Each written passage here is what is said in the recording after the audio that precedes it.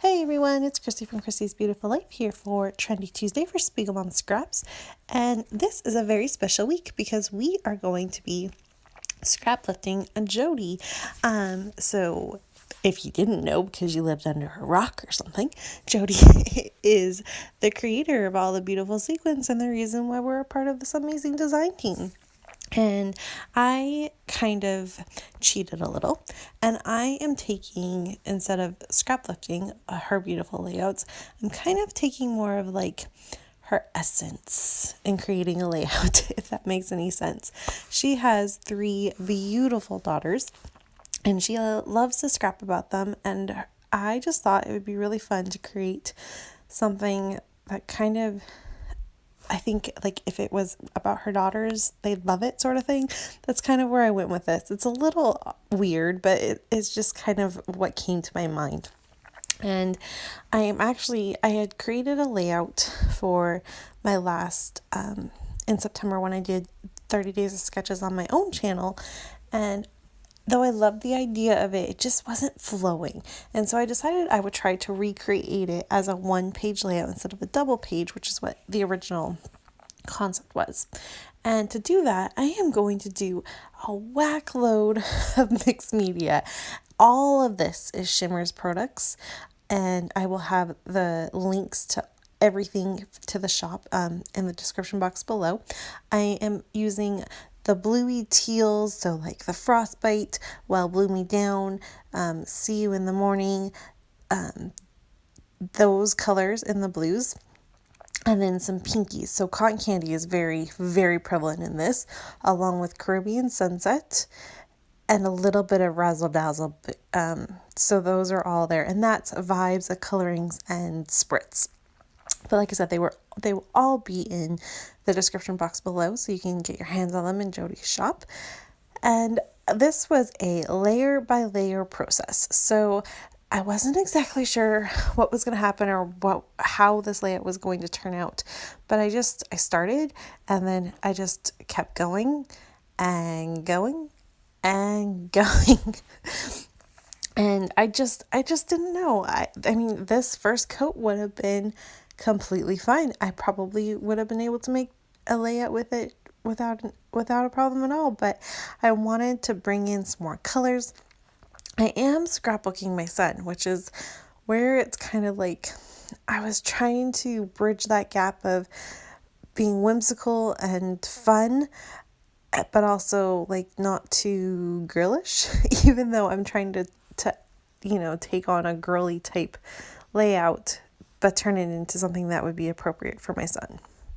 So my second thing here is, as you can see, I went ahead and I just kept doing that same process. So I sprayed, I rolled, it's toilet paper. Actually, I like the fact that it's smaller so it rolls easier rather than having a huge roll of paper towel.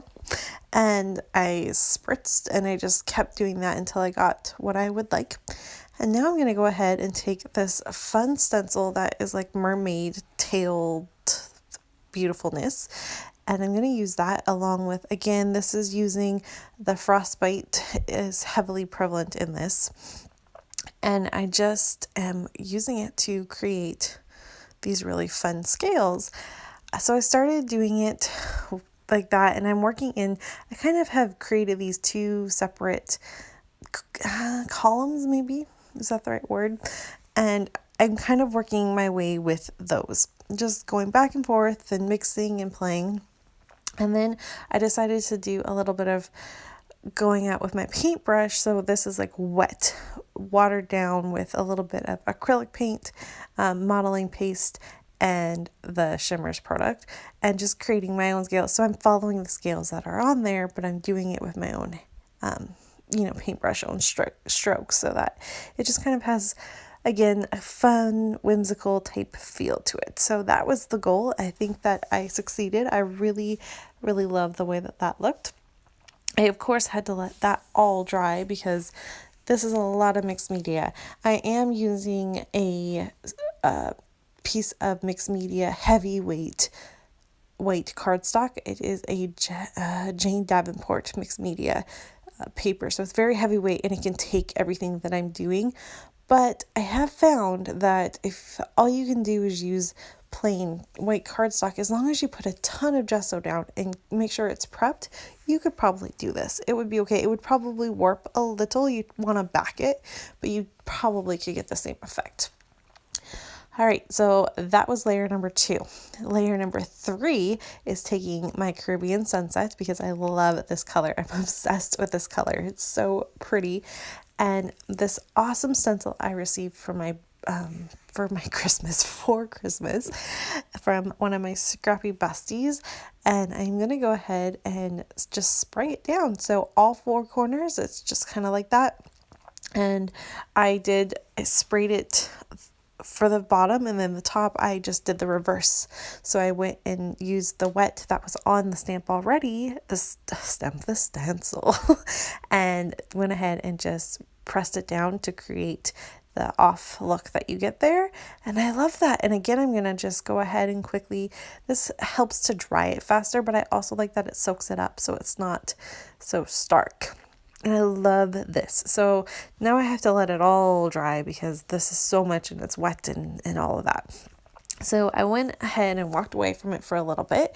And my next goal now, which I'm super excited about, is probably my favorite part of this, is I am taking this beautiful sequins pack. So it was released in December, and it is the We Are Royals sequins pack. And it is currently my favorite thing that Jody has in her shop right now. It works with everything. I can use it for Jackson. I could use it for Nora. I can use it for myself. I love it. It matches everything.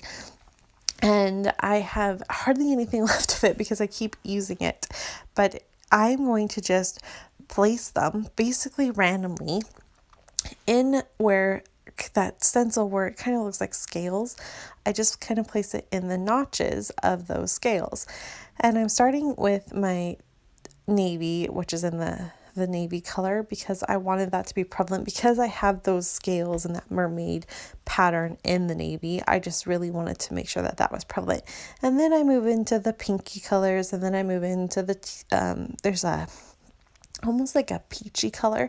I use that, and I just keep going until I make sure that all the little glue spots that I had put down are filled with a sequence in one way or the other.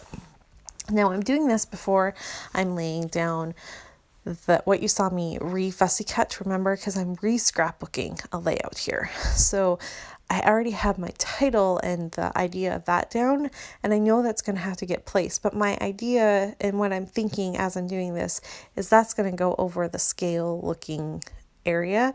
So it's not a big deal, because that's not really where I'm putting my sequence anyways. So it's going to work out okay.